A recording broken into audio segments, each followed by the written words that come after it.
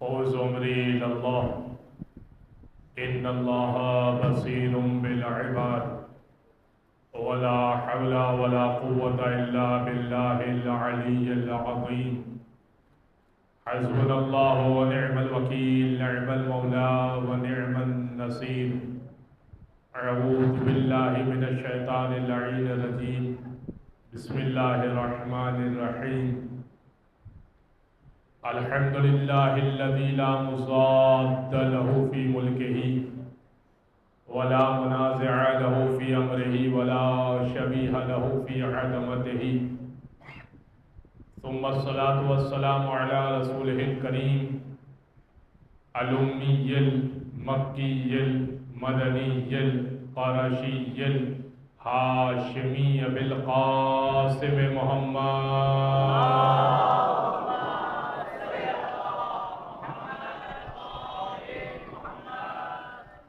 وعلى أهل بيته الطيبين الطاهرين واللعنة الدائمة على أعدائهم أجمعين من يوم ظلمهم وعداوتهم إلى قيام يوم الدين أما بعد فقد قال الله سبحانه وتعالى في محكم كتاب مبين بسم الله الرحمن الرحيم السلام علی یوم ولدت و یوم اموت و یوم ابعث حیا وقال امام جعفر الصادق علیہ السلام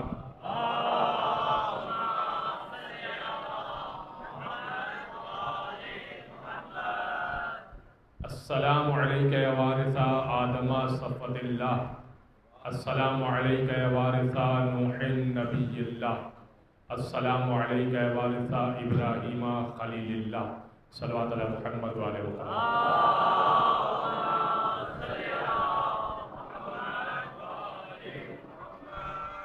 حضرت گرامی پہلے تو میں معذرت خواہ ہوں 25 منٹ تاخیر سے یہ بات طے ہوئی تھی میری اور انتظامیہ کی کہ 9 بجے ہم ممبر پر آ جائیں گے اور مجلس کا آغاز کر دیا کریں گے، لیکن ہم تو وقت پر اپنے گھر سے نکل گئے تھے، لیکن ٹریفک کی جو صورتحال تھی اس لحاظ سے ہم اس قدر اسٹک تھے کہ ہمارے بس میں نہیں تھا اور وہاں پر ہم پھنسے رہے اور 25 منٹ اسی کی وجہ سے تاخیر ہوئی، جس کی وجہ سے آپ کا وقت جو کہ آپ کا وقت اس قیمتی وقت جو ہے وہ آپ کا، میں یہ تو نہیں کہہ سکتا کہ ضائع گیا، یہ تو میں نہیں کہہ سکتا، لیکن آپ کا قیمتی وقت دیگر اور مصروف اعضاء میں رہا اور آپ مجلس اعضاء سے محروم رہے۔ حضرات گرامی، ذکر اہل بیت کی حلاوت ایسی ہے کہ ذکر اہل بیت کی حلاوت اور شیرینی انسان قلب میں محسوس کرتا ہے تو چہرے پہ رونق لے آتی ہے، اور ذکر دشمن اہل بیت کی خباثت ایسی ہے کہ جو کرتا ہے اس کی شکلیں بتا رہی ہوتی ہے کہ کس نسل سے تعلق رکھتا ہے، شکلیں بتا رہی ہوتی ہے کہ نسل کے اندر کوئی خرابی ہے۔ اور ایک صاحب ہیں مستقل سوشل میڈیا پر دفاع کر رہے ہیں یزید کا، اور کہہ رہے ہیں کہ بلکہ یزید نے تو قاتلان حسین سے انتقام تک لیا تھا، یہ کہہ رہے قاتلان حسین سے انتقام تک لیا تھا یزید نے، اور پھر نیچے کسی حسینی نے کامنٹ کیا تھا، وہ بڑا خوبصورت مجھے لگا، وہ میں آپ کی خدمت پیش کروں گا کہ بھائی ان کی مجبوری ہے بچے ہمیشہ باپ کا دفاع ہی کیا کرتے ہیں، مجبوری ہے، باپ کا دفاع تو کرنا پڑتا ہے۔ لہذا عزیزان گرامی، ہمیں حسین ابن علی سے کی محبت بہت عزیز ہے، ہم ان کے ساتھ رہنا چاہتے ہیں، اس لیے ہم ان کا ذکر کرتے ہیں۔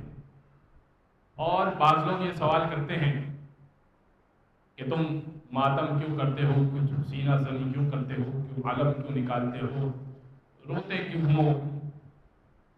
دیکھیے، اس کا سادہ سا جواب یہ ہے کہ ایک بات تو یہ کہ اب سوال کرنے کی پوزیشن آپ کی نہیں ہے، سوال کرنے کی پوزیشن ہماری ہے، کیونکہ جب سے سوشل میڈیا عام ہو چکا ہے، ہر شخص کو یہ پتا چل چکا ہے کہ احد کے میدان میں بھاگا کون تھا۔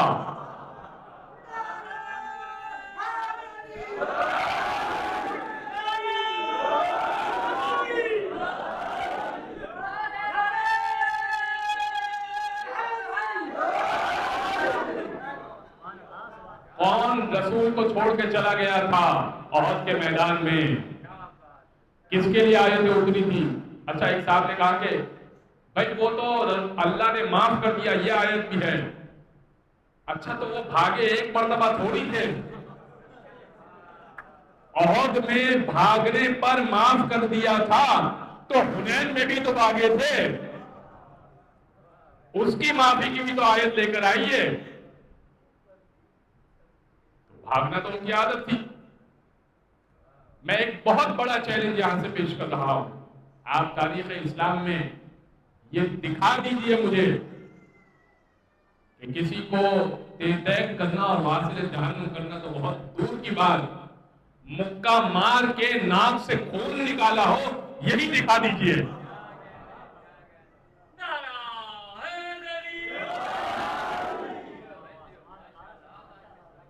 مکہ مار کے ناک سے خون نکالا ہو، یہ دکھا دیجئے۔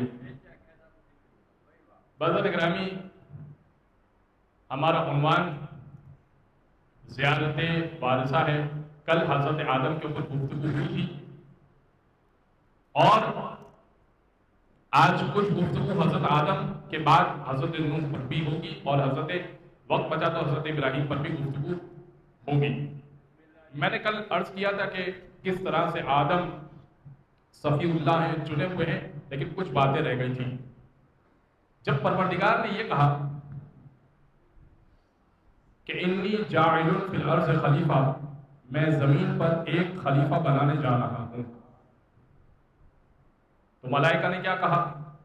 اتجعل فیہا من یفسد فیہا ویسفک الدماء ونحن نسبح بحمدک ونقدس لک۔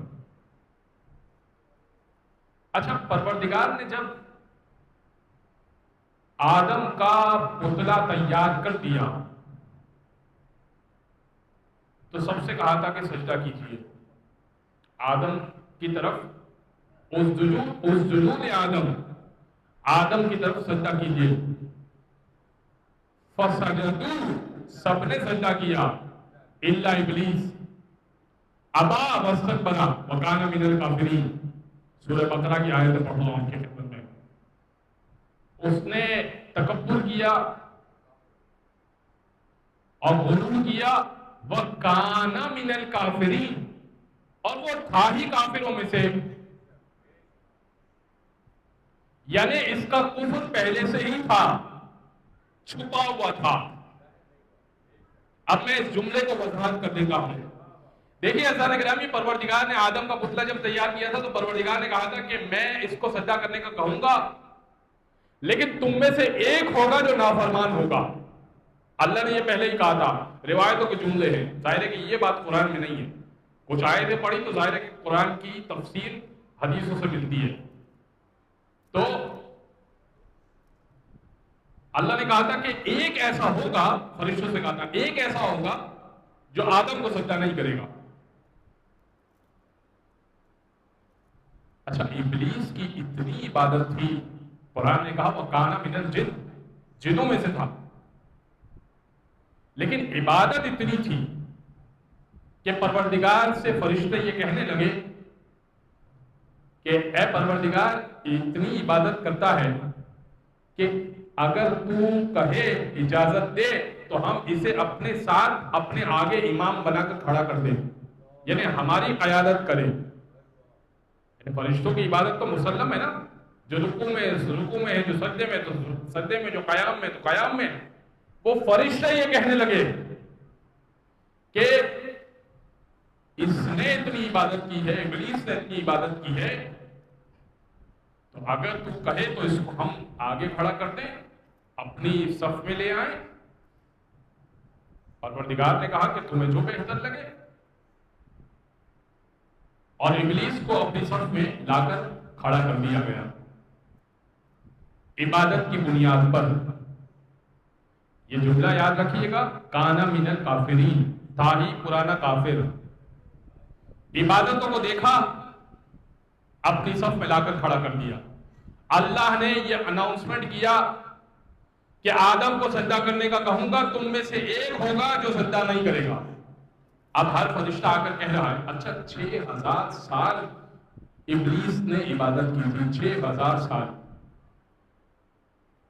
تو ابلیس کو ملائکہ نے اپنا سردار بنایا تھا۔ جیسے پروردگار نے کہا نا کہ ایک ہوگا جو عبادت نہیں کرے گا، سجدہ نہیں کرے گا، تو ہر ملک آ کر ابلیس سے کہتا تھا کہ تم دعا کرو کہیں ہم وہ نہ ہو جو سجدے کے انکاری ہو جائیں، تم دعا کرو کہیں ہم وہ نہ ہو جو سجدے کے انکاری ہو جائیں۔ ہر ملک آ کر اس سے دعا کرواتا تھا اور وہ دعا کرتا تھا۔ اور جب پروردگار نے کہا کہ اسجدوا لآدم، آدم کو سجدہ کرو، سب نے سجدہ کیا، اسی نے سجدہ نہیں کیا۔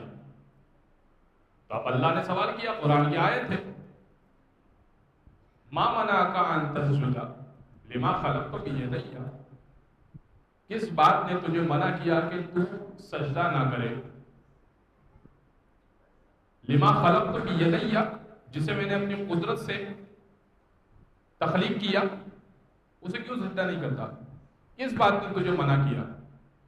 اب ابلیس نے دو وجوہات بیان کیے، اور دونوں وجوہات پہ میں گفتگو کرنا چاہتا ہوں۔ کہنے لگا خلقتہ من نار، خلقتنی من نار وخلقتہ من طین، تو نے مجھے آگ سے پیدا کیا ہے، اسے مٹی سے پیدا کیا ہے۔ آگ افضل ہے، مٹی مفضول ہے۔ آگ بہتر ہے، مٹی کمتر ہے، میں سجدہ نہیں کروں گا۔ امام جعفر صادق کہتے ہیں پہلی مرتبہ جس نے قیاس کیا نا، قیاس یعنی اپنی عقل لڑانا، اول من قاسا الابلیس، پہلا قیاس جس نے کیا وہ ابلیس تھا، جسے کہا کہ یہ ایسا ہے تو یہ ایسا ہوگا۔ اور جو دوسری مرتبہ قیاس کیا،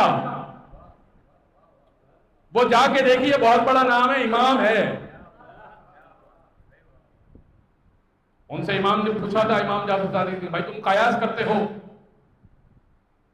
کہ یہ ایسا ہے تو یہ ایسا ہے، تو یہ بتاؤ کہ زنا کے 4 گواہ کیوں ہوتے ہیں اور قتل کے 2 گواہ کیوں ہوتے ہیں؟ تم دین میں اپنی عقل لڑاتے ہو نا، عقل لڑاؤ۔ زنا کے کو ثابت کرنے کے لیے 4 گواہ چاہیے، قتل کو ثابت کرنے کے لیے 2 گواہ چاہیے۔ بٹ گناہ تو وہاں بھی ہو رہا ہے، گناہ تو یہ بھی ہے، قتل میں بھی 2 افراد ہیں، زنا میں بھی 2 افراد ہیں۔ خاموش ہو گئے، کیا کہے؟ کہنے لگا، امام نے کہا کہ بتاؤ۔ اس نے کہا مجھے تو نہیں معلوم، فرزند رسول آپ بتائیے۔ امام نے کہا اچھا میں ایک اور سوال کر دیتا ہوں، وہ کون سا جملہ ہے ابتدا کفر ہے انتہا اسلام ہے؟ ابتدا کفر ہے انتہا اسلام ہے۔ لگاؤ عقل، چلاؤ دین میں اپنی عقل۔ کہنے لگا نہیں معلوم۔ امام نے بہت سارے سوالات کیے. امام نے کہا کہ زنا میں 4 گواہوں کی اس لیے ضرورت ہے اور قتل میں 2 گواہوں کی اس لیے ضرورت ہے کہ زنا میں 2 افراد گناہ میں ملوث ہیں، تو ہر ایک کے لیے 2 گواہ کی ضرورت ہے، اور قتل میں 1 قاتل ہے اور 1 مقتول ہے، لہذا گناہ 1 کر رہا ہے، لہذا یہاں پر 2 گواہ کافی ہو جائیں گے. اور پھر اس نے کہا، امام نے کہا کہ وہ جملہ کہ جو آدھا کفر ہے اور آدھا اسلام ہے، وہ ہے ہمارا کلمہ لا الہ الا اللہ، نہیں ہے کوئی معبود. جیسے ہی تو نے کہا نا نہیں ہے کوئی معبود، تو کافر ہو گیا. لیکن جیسے ہی تو نے کہا الا اللہ، سوائے پروردگار کے، تو تو مسلمان ہو گیا. ابتدا کفر ہے، انتہا اسلام ہے. پھر امام کہنے لگے جسے کلمے کا نہ پتا ہو وہ دین کا امام نہیں بنا کرتا.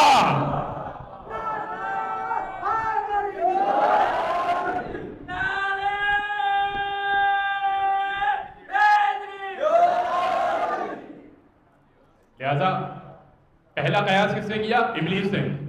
امام نے کہا اگر عقل لڑاتا نا اپنی تو آگ افضل نہیں تھی، مٹی افضل تھی. امام نے کہا کیوں؟ کہا اس لیے کہ آگ میں جو چیز ڈال دی جائے جلا کر راکھ کر دیتی ہے، مٹی میں جو چیز ڈالی جائے امانتاً رکھتی ہے. آگ میں جو چیز ڈالی جائے ختم ہو جاتی ہے، مٹی میں اگر بیج بویا جائے تو منافع ملتا ہے. آگ ابھرتی ہوئی غرور و تکبر کی مانند ہوتی ہے، مٹی بچھتی ہوئی ہوتی ہے. مٹی افضل ہوتی ہے، آگ کمتر ہوتی ہے.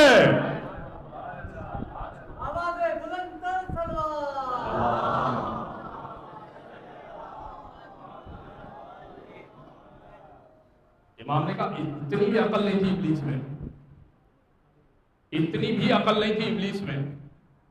عقل لڑاتا تو مسئلہ حل ہو جاتا.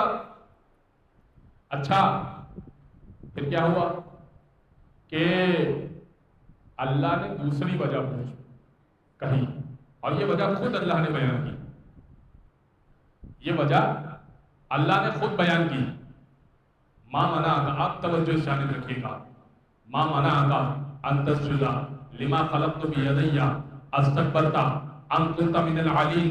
کس بات نے تجھے منع کیا کہ تو آدم کو سجدہ نہ کرے؟ استکبرت، کیا تو غرور کرتا ہے؟ ام کنت من العالین، یا تو عالین میں سے ہے. یعنی آدم کو سجدہ نہ کرنے کی 2 وجوہات ہو سکتی ہیں، یا تو غرور کرتا ہے یا تو عالین میں سے ہے. اس کا مطلب عالین نام کے کچھ بندے تھے جن کے لیے آدم کو سجدہ نہیں تھا.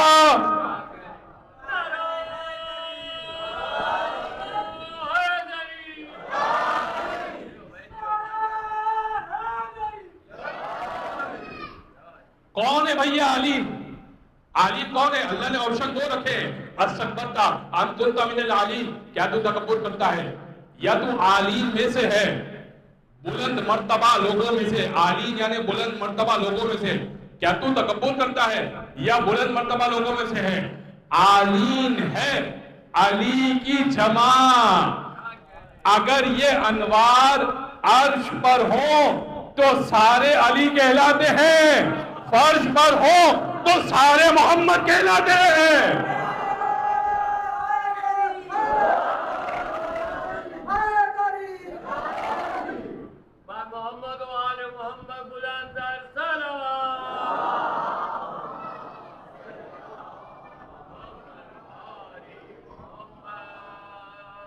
لہذا توجہ ہے عزیز گرامی، یہ عالین ہیں جن کے لیے آدم کو سجدہ نہیں ہے.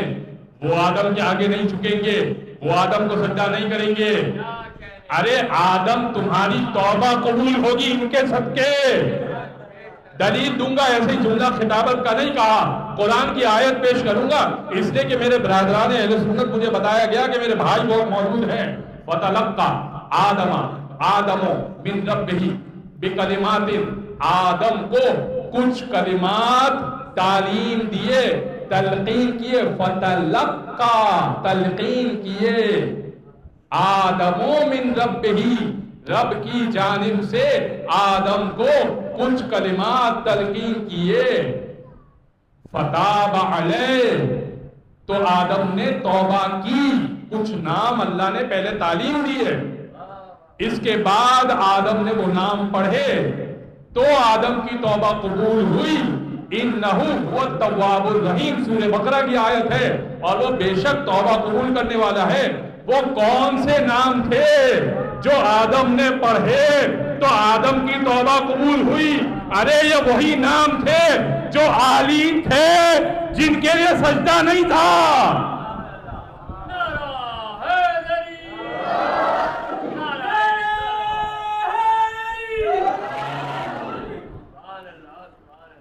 یا علی بحق محمد، یا علی بحق علی، یا محمود بحق محمد، یا علی بحق علی، یا فاضل بحق فاطمہ، یا محسن بحق الحسن، و یا قدیم الاحسان بحق الحسین۔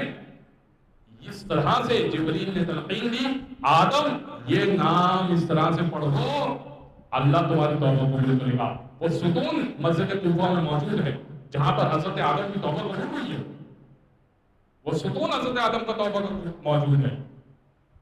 اے بلند تجھے واسطہ علی کا، اے محمود تجھے واسطہ محمد کا، اے فاطر تجھے واسطہ فاطمہ کا، اے محسن تجھے واسطہ حسن کا، قدیم الاحسان تجھے واسطہ حسین کا، میری توبہ قبول کر لے۔ 40 سال آدم نے توبہ کی، یہ واسطے دیے تو اللہ نے توبہ قبول کی۔ آدم کی توبہ ایسے قبول نہیں ہو رہی۔ مسلمان چاہتا ہے یا اللہ مدد کہہ کے اپنا مسئلہ حل کرا لے، مسلمان چاہ رہا ہے یا اللہ مدد کہہ کے، میں یا اللہ مدد کا انکاری نہیں ہوں،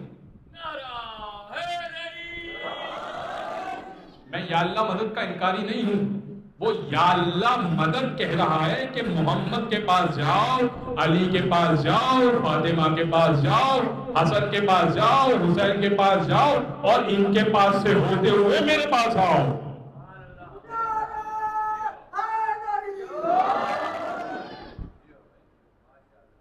ان کے پاس سے ہو کر میرے پاس آؤ، میرے بندوں کی قدر تو پہچانو، میرے بندوں کا مقام تو پہچانو۔ بزرگ گرامی، آئیے دوسرے جملے کی طرف پڑھتے ہیں۔ امام نے کیا دوسرا جملہ استعمال کیا؟ السلام علیکہ وارث نوح نبی اللہ، اے وارث نوح آپ پر سلام ہو، اے حسین آپ وارث نوح ہیں، آپ پر سلام ہو، اور نوح کی نبوت میں آپ وارث ہیں۔ اب نوح کی نبوت میں حسین کیسے وارث ہیں؟ میں نے کل عرض کیا تھا وارث میراث سے افضل ہوتا ہے، لہذا امام جعفر صادق سلام پیش کر رہے ہیں، اللہم صلی اللہ علیہ وسلم، کہ السلام علیکم وارث نبی اللہ، کہ حسین آپ پر سلام ہو، آپ وارث نوح ہیں، وہ نوح جو اللہ کے نبی ہیں۔ آئیے کچھ باتیں حضرت نوح کے بارے میں کرتے ہیں اور پھر یہ بات کرتے ہیں کہ حسین نوح کے کیسے وارث ہیں، کہاں نوح کا دور، کہاں حسین کا دور، اور کیوں مولا نے امام حسین کو نوح کا وارث قرار دیا، کیا تعلق ہے حضرت نوح کا امام حسین سے۔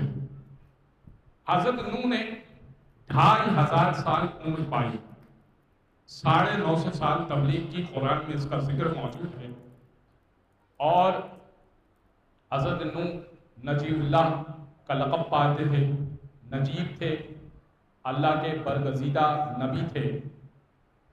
اس 950 سال تبلیغ کرنے میں 80 افراد مسلمان ہوئے، 80 افراد مسلمان ہوئے، 950 سال تبلیغ، تب جا کر 80 افراد نوح کے مومن بنے، نوح کے مسلمان بنے۔ نوح جب تبلیغ کیا کرتے تھے تو لوگ پتھر مارا کرتے تھے، سب نے اپنے خدا بنائے ہوئے تھے، انہی کے آگے جھکا کرتے تھے۔ نوح ایک خدا کی دعوت دے رہے تھے، اپنے نبی ہونے کی دعوت دے رہے تھے، ایمان لانے کی دعوت دے رہے تھے، تو پتھر مارے جا رہے تھے۔ بیٹا بھی نوح پر ایمان نہیں لایا تھا، کنعان اس کا نام تھا، اور نوح کی بیوی بھی ایمان والی نہیں تھی، اور نوح کی بیوی کا بھی قرآن نے تذکرہ کیا کہ نوح کی بیوی بھی پیچھے رہ جانے والی میں سے تھی۔ تو بیٹا بھی ایمان نہیں لایا، بیوی بھی ایمان نہیں لائی، تو جب نوح پتھر کھا کر آیا کرتے تھے تو لہولہان ہوا کرتے تھے، اب کوئی غم گسار نہیں ہوا کرتا تھا، ان زخموں کو دھونے والا، غموں کو میں ساتھ دینے والا کوئی ہوا نہیں کرتا تھا۔ تو جبریل آیا کرتے تھے اور اگلے دن بھی کارِ رسالت انجام دینا ہوتا تھا۔ ایسا تو نہیں ہے کہ زخمی ہو کر بیٹھ گئے، اگلے دن تبلیغ میں نہیں جانا، اگلے دن پھر تبلیغ کرنی۔ لہذا جبریل آتے تھے اور اپنے پر نور سے مس کیا کرتے تھے، اور نور کے سارے زخم بھر جایا کرتے تھے، اور نور شفایاب ہو جایا کرتے تھے۔ میں جملہ ہدیہ کرنے لگا ہوں، آپ کی بیدار سماعتوں کی نظر، جب کوئی نبی بیمار ہو تو ملک شفا دیا کرتا ہے، جب ملک بیمار ہو تو حسین کے جھولے سے شفا ملتی ہے۔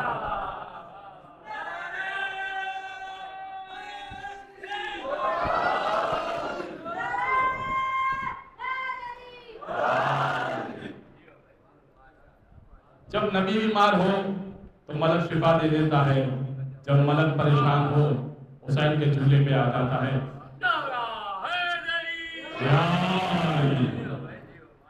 بازن گرامی، نوح کو حکم ہوا کہ کشتی بنائیے، ایک ایسی عالیشان کشتی بنائیے کہ جس میں 3 طبقے ہوں،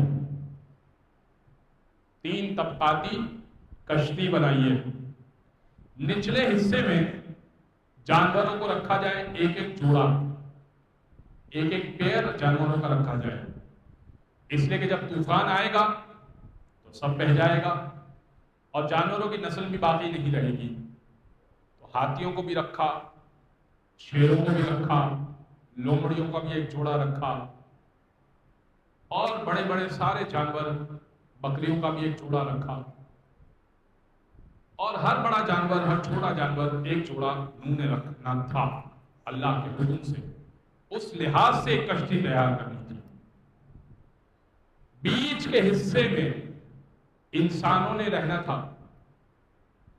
اور اوپر کی منزل میں پرندوں کے لیے حصہ رکھا تھا، کیونکہ پرندوں کا بھی ایک جوڑا نوح نے رکھنا تھا، کیونکہ طوفان کی بلندی اور اونچائی اتنی تھی کہ درختوں نے بھی ڈوب جانا تھا، حتیٰ کہ پہاڑوں میں بھی ڈوب جانا تھا۔ فقط طوفان زمین سے ابلنا نہیں شروع ہو رہا تھا، اور پانی زمین سے ابلنا شروع نہیں ہو رہا تھا، بلکہ آسمان سے موسلادھار بارش بھی ہونے والی تھی۔ تو ہر لحاظ سے طوفان آنے والا تھا۔ ایسے میں پرندے بھی اپنا گھر کہاں سنبھالتے، گھونسلوں میں کیسے رہتے، تو نوح کی کشتی میں ان کو سوار ہونا تھا۔ اس لحاظ سے ایک کشتی بنائی گئی۔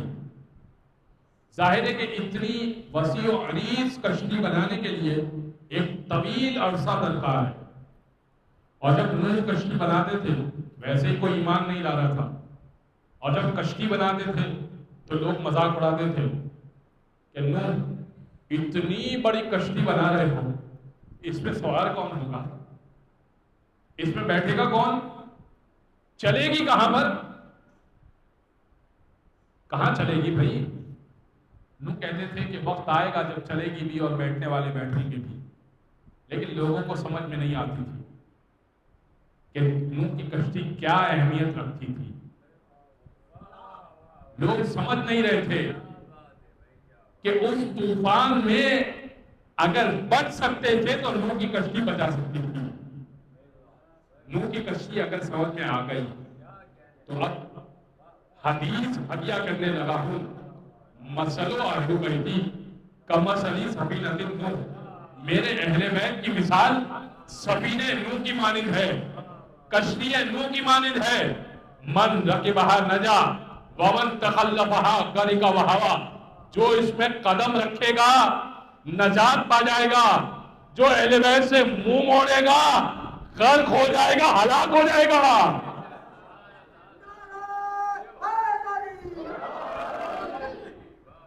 نوح کی کشتی سمجھیے اور اہل بیت کی کشتی سمجھیے. اچھا، اب نوح کی کشتی چلنا شروع اور اہل بیت کی کشتی آپ پہنچ گئے، لیکن اب حسین سے کیا تعلق ہے؟ وارث ہے نوح تو حسین، وارث حسین ہے، لیکن وارث حسین جو بن رہے ہیں نوح کے، تو حسین وارث کیسے بن رہے ہیں؟ یہ تو میں نے حدیث پڑھ دی آپ کے کل اہل بیت کے بارے میں، لیکن السلام علیکہ وارثہ نوح نبی اللہ نوح اور حسین، ان کا کیا ربط ہے؟ تو انشاءاللہ ابھی کچھ دیر میں واضح ہوگا، لیکن یہ پوری بات سن لیجیے. اب نوح کی کشتی چلی، جیسے نوح کی کشتی چلی نا تو بیٹا تو ایمان نہیں لایا تھا. نوح نے بہت کہا کہ بیٹا ایمان بھی لے آؤ، کشتی میں سوار بھی ہو جاؤ. کشتی میں چڑھنے کی شرط ایمان تھی، اہل و عیال کی نسبت نہیں تھی. کشتی میں چڑھنے کی شرط نسبت نہیں تھی، کشتی میں چڑھنے کی شرط ایمان تھا. لہذا نوح نے کہا بیٹا ایمان لے آؤ، کشتی میں سوار ہو جاؤ. بیٹے نے کہا نہیں، کنعان نے کہا نہیں، میں آپ پر ایمان نہیں لاتا، میں آپ کو نبی نہیں مانتا، اور پہاڑ پہ چڑھ گیا.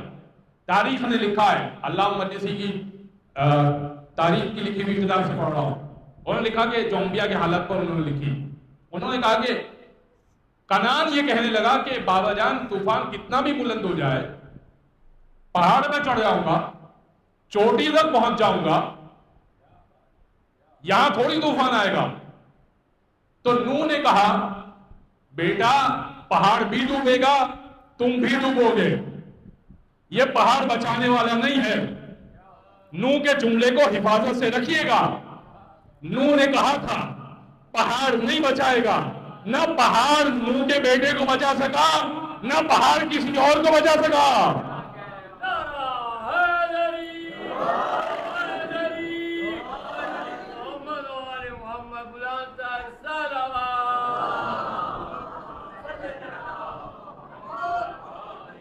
پہاڑ پہ چڑھنے کا فائدہ کیا؟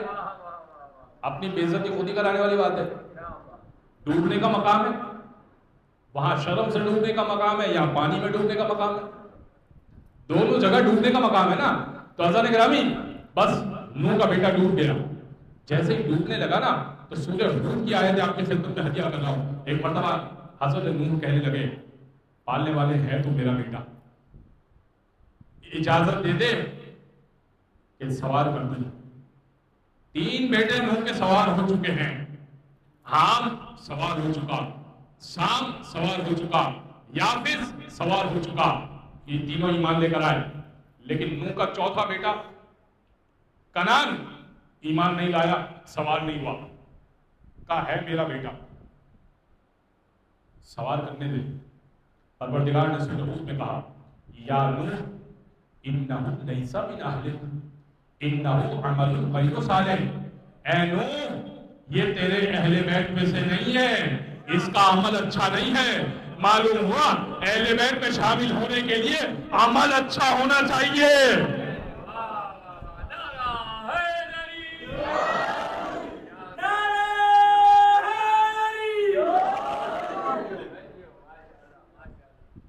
اب اگر کوئی اونٹ پر بیٹھ کر باہر نکل آئے اور پھر کہے کہ وہ اہل بیت میں شامل ہے، یہ اہل بیت میں کیسے شامل ہو سکتے ہیں؟ بھائی عمل اچھا ہونا چاہیے، عمل اچھا ہونا چاہیے. اب نوح کی کشتی چلی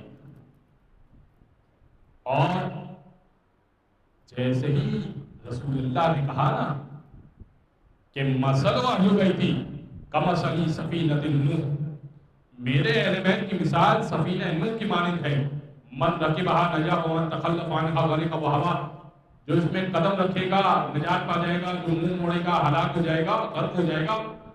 تو جو فیبریکیٹڈ حدیثیں شام کی کمپنیوں میں بنا کرتی تھی اور شام کے اندھیرے میں بنا کرتی تھی، سورج غروب ہونے کے بعد وہ فیبریکیٹڈ حدیثوں میں ایک حدیث اور بن گئی۔ حدیث یہ بنی اصحابی کالنجوم، میرے اصحاب ستاروں کی مانند ہے، میرے اصحاب ستاروں کی مانند ہے۔ کہا کہ رسول اللہ نے جب یہ کہا ہے کہ میرے اہل بیت کی مثال نوح کی کشتی کی مانند ہے، جو سوار ہوگا تو نجات پا جائے گا، جو منہ پھیرے گا تو ہلاک ہو جائے گا، تو رسول نے یہ بھی کہا ہے کہ میرے اصحاب ستاروں کی مانند ہے، اور کشتی بغیر ستاروں کے نہیں چلا کرتی۔ اب دیکھیں کہیں نہ کہیں تو فٹ کرنا ہے نا، کہیں نہ کہیں تو جوڑنا ہے نا ساتھ میں۔ جہاں اہل بیت کی بات ہو وہاں پہ کہیں نہ کہیں تو ٹانگا لگانا ہے۔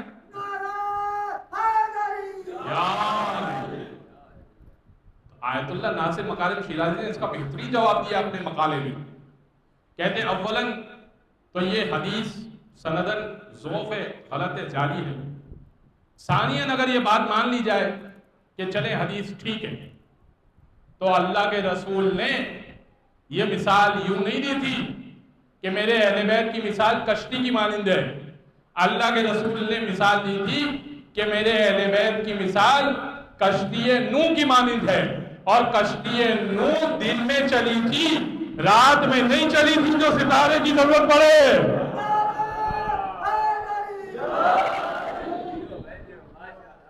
اور پھر آیت اللہ کہتے ہیں اور اگر چلے وہ رات میں بھی چلی تھی تو تم تو خود کہتے ہو کہ تمام اصحاب کے سر کا تاج علی ابن ابی طالب ہے، تو سب سے بڑا ستارہ علی کی ذات ہی بہت کافی ہے۔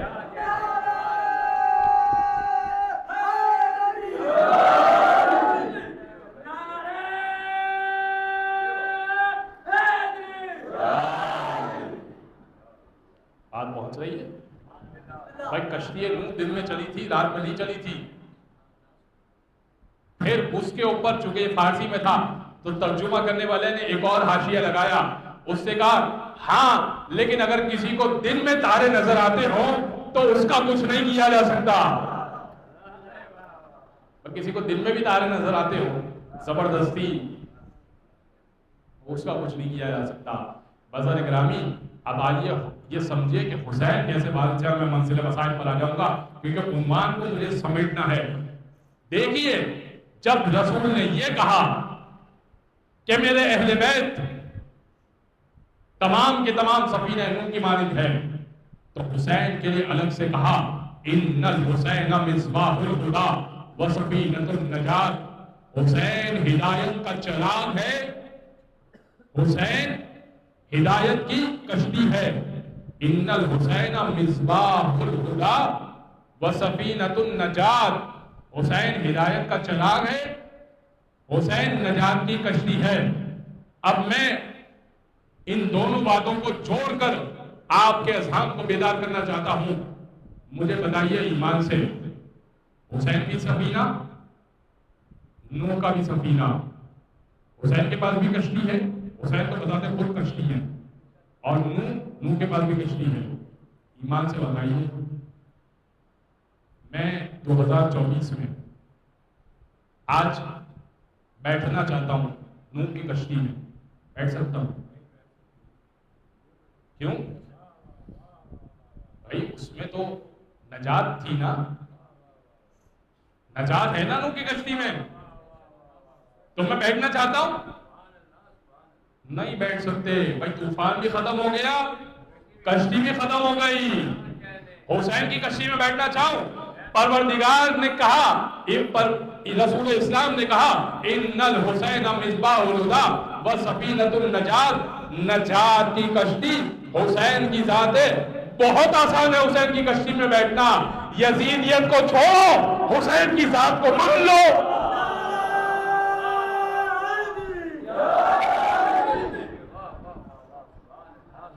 حسین وارث نوح ہے، نوح کی کشتی اپنے زمانے تک محدود ہے، 80 افراد کو لے کر نجات پا سکتی ہے، نجات دلا سکتی ہے۔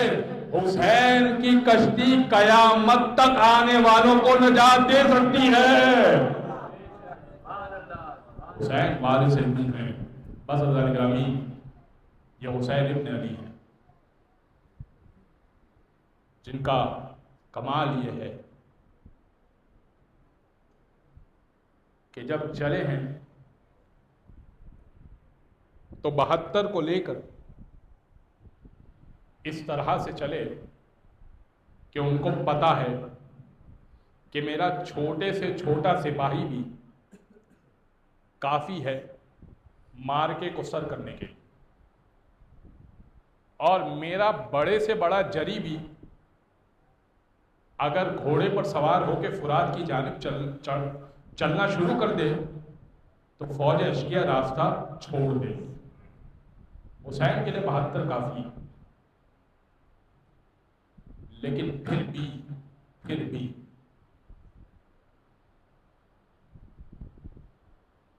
جب تکبیر کی صدا بلند ہوتی تھی نا، 2 محرم کو امام حسین کربلا پہنچے، 7 محرم کو امام حسین پر پانی بند ہوا۔ اس دوران گھیر تو لیا ہے مولا کو، لیکن پانی 7 محرم کو بند ہوا۔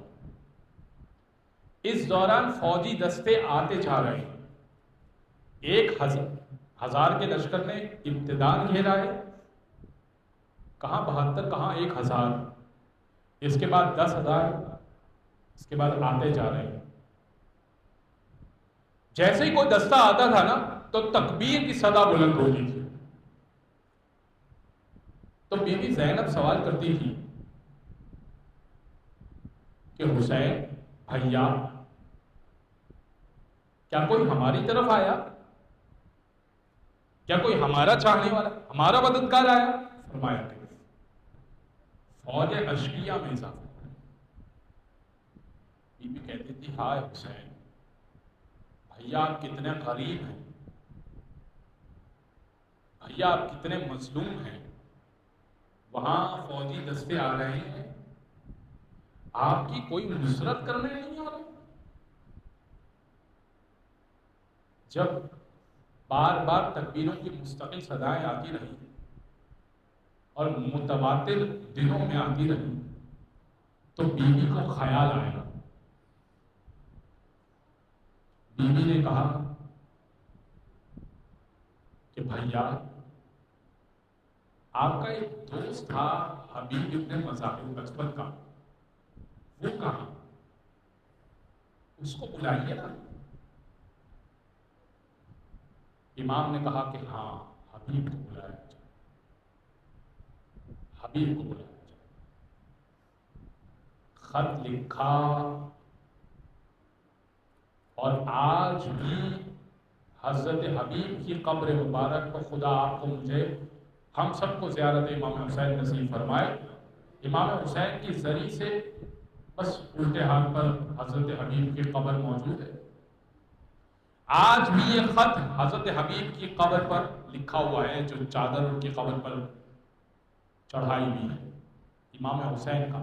زیادہ لمبی بات نہیں کہ فرزند حسین ہے، جانتے ہیں دوست باوفا ہے اور سمجھتا ہے مقام و منزلت امام کو۔ لکھا بعد سلام انتا تعلم قرابتنا من رسول اللہ، حبیب آپ جانتے ہیں کہ ہماری کیا رشتہ داری ہے رسول اللہ سے، آپ جانتے ہیں کہ ہماری کیا رشتہ داری ہے رسول اللہ سے۔ حبیب ہم نرگاہ آداب میں گھر گئے ہیں، یجازی کا جدی رسول اللہ، اجر آپ کو رسول اللہ دے، بس دو جو قرابت داری چاہتے ہیں، اجر رسول اللہ دے۔ یہ نہیں کہا آؤ مدد کرو، میں بلا رہا ہوں، کچھ بھی نہیں لکھا. 2 جملے لکھے، قاصد کو خط دیا، کوفہ چلا جا، حبیب کا گھر فلاں جگہ پر ہے، حبیب کے گھر پر یہ خط پہنچا. 9 محرم کو حبیب کھانا کھا رہے تھے اور ایسے میں دستک ہوئی. حبیب نے ابھی لقمہ اٹھانا چاہا کہ جیسے ہی دستک ہوئی تو آواز بلند سے کہا،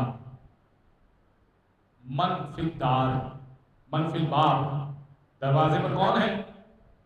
اس سے کہا، انا برید الحسین، میں حسین کا قاصد ہوں. حبیب نے لقمہ یہی گرا دیا. کہنے لگے، پروردگار، تیرے نبی کا قول ہے کھانا کھاتے وقت کسی کی تعظیم نہیں کیا کرو مگر امام کی تعظیم کر لیا کرو. اور یہ امام کا قاصد آ نوالے کو رکھا، فوراً چلے گئے. زوجہ ساتھ بیٹھی ہے کھانا کھانے، چلے گئے. خط وہیں کھولا، پڑھ لیا، بند کر دیا. غلام سے کہا، حالات کوفہ کے بہت سخت تھے، غلام سے کہا تو گھوڑے کو لے کر کوفہ کے باہر چلا جا، کچھ دیر بعد مجھ سے ملاقات کر، میں آ رہا ہوں. خط پڑھ لیا ہے حبیب نے، دوبارہ آ گئے زوجہ کے پاس. زوجہ نے سوال کیا، حبیب دروازے پر کون تھا؟ کہا حسین کا قاصد تھا. کہا کیا کہہ رہا تھا؟ کیا تھا خط میں؟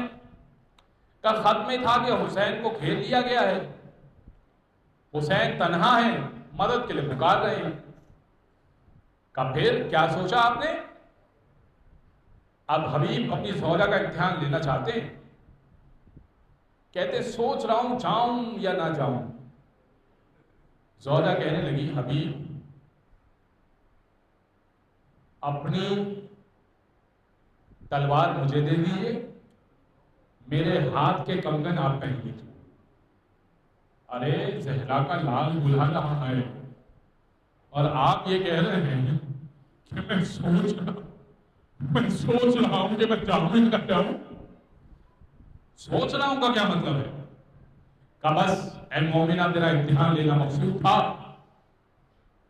میں نے ارادہ کر دیا ہے کہ حسین پر اپنی جان کو قربان کروں.